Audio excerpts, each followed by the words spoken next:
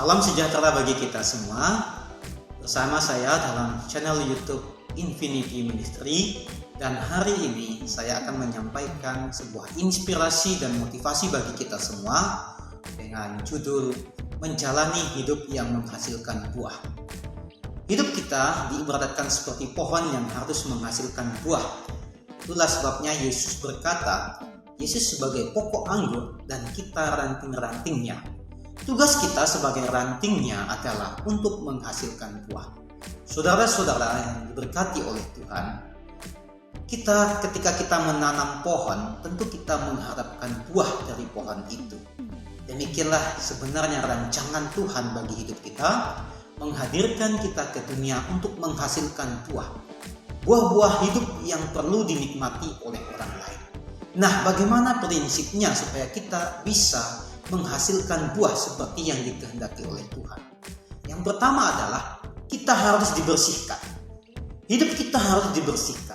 Artinya dibersihkan dari segala kejahatan, segala dosa, segala perbuatan-perbuatan yang tidak menyenangkan orang. Sebab ketika kita hidup dalam dosa, ada niat, ada kecenderungan untuk merusak orang. Dan ketika kita merusak orang, hidup kita tidak menghasilkan buah. Jadi kita harus dibersihkan.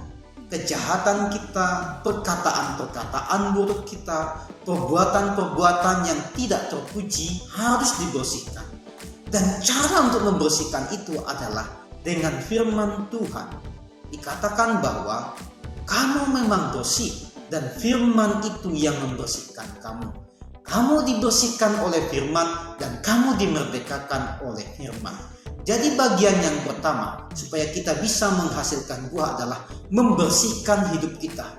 Pikiran yang kotor dibersihkan, perkataan yang jahat dibersihkan, perbuatan-perbuatan tidak terpuji dibersihkan, hati perlu dibersihkan. Dibersihkan dari segala yang jahat, segala yang kotor untuk menghasilkan buah. Dan yang kedua adalah kita perlu tinggal di dalam Tuhan.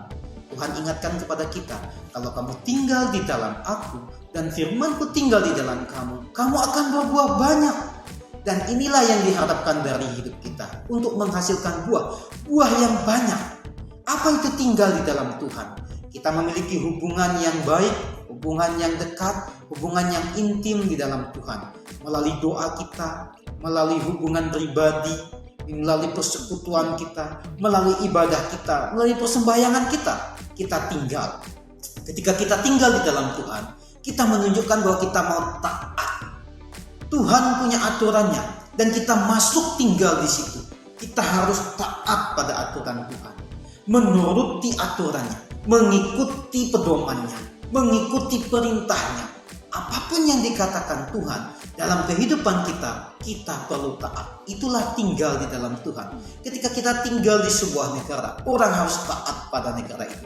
Ketika orang tinggal dalam sebuah komunitas, orang harus taat dan mengikuti aturannya. Dan Tuhan katakan tinggal bersama saya, supaya kita taat mengikuti aturan Tuhan. Jadi hari ini, jalani hidup yang menghasilkan buah. Jika kita belum menghasilkan buah, mari kita berusaha. Bagaimana kita memulai? Dengan membersihkan hidup kita. Semua pikiran, hati, jiwa kita bersihkan. Dan yang kedua, kita harus tinggal di dalam Tuhan. Ikutilah aturan Tuhan. Maka Tuhan yang menjadikan kita akan membuat kita menghasilkan buah. Sampai jumpa dalam kata bijak, inspirasi, motivasi berikutnya. Tuhan berkati kita semua. Shalom.